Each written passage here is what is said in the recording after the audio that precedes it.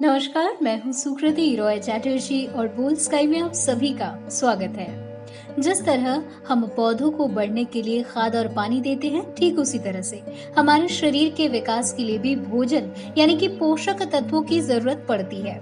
स्वस्थ आहार एक स्वस्थ शरीर के लिए जरूरी है, लेकिन सिर्फ भोजन कर लेने भर से ही आपका शरीर फिट रहे, इसकी कोई गारंटी तो नहीं होती।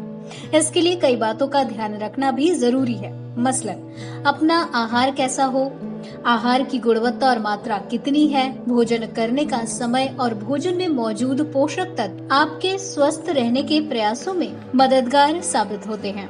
हालांकि जब वजन को नियंत्रण में रखने की बात आती है तो कुछ लोग कंफ्यूज रहते हैं। ऐसे लोग अच्छा खाना और व्यायाम दोनों ही करना चाहते हैं, मगर कई बार ऐसा नहीं हो पाता।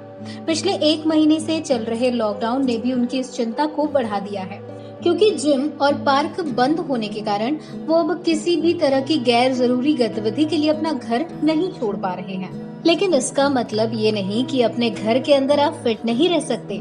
हर दिन एक सिंपल रूटीन को फॉलो करके अपने वजन को नियंत्रित किया जा सकता है। भोजन के बाद टहलना एक ऐसी दिनचर्या मानी जाती है, इससे न सिर्फ आपका वजन नियंत्रित रहता है, बल्कि डायबिटीज पेशेंट के लिए अपना ब्लड शुगर को नियंत्रण करने में भी ये मदद करता है। अध्ययन भी करते हैं इस बात की पुष्टि। कुछ अध्ययन कहते हैं कि भोजन करने के बाद कम से कम 15 मिनट तक भी टहलना आपके बढ़े हुए रक्त शर्करा को नियंत्रित कर सकता है, खासकर उन लोगों के लिए जो टाइप 2 मधुमेह से पीड़ित हैं। घर की छत, सीढ़ियों, हॉल या लॉन में टहल सकते हैं। ये कहा जाता है कि रक्त शर्करा के स्तर में बढ़ोतरी भी एक कारण है जिससे लोगों का वजन तेजी से बढ़ने लगता है। हालांकि वैसे भी शुगर का बढ़ना घटना शरीर के लिए अच्छा नहीं होता। भोजन के बाद टहलने से क्या होता है?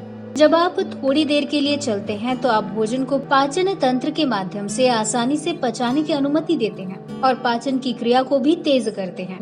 ये किसी भी तरह के पेट या पाचन संबंधी समस्याओं का ख्याल रख सकता है। इससे आपको कब्ज और गैस की समस्या भी नहीं होती, आलस्य की समस्या से भी दूर रहते हैं, हमारे आंत भी स्वस्थ रहते हैं। कितनी देर टहलना चाहिए?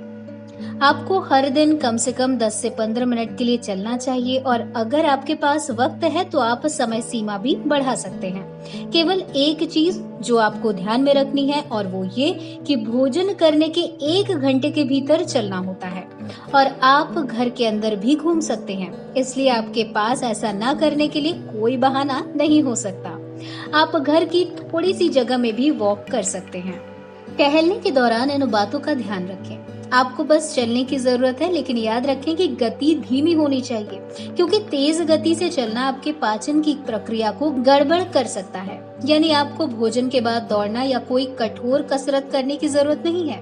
अगर आप वास्तव में वजन कम करने में रुचि रखते हैं तो भोजन के बाद सिर्फ चलने से फायदा नहीं होगा।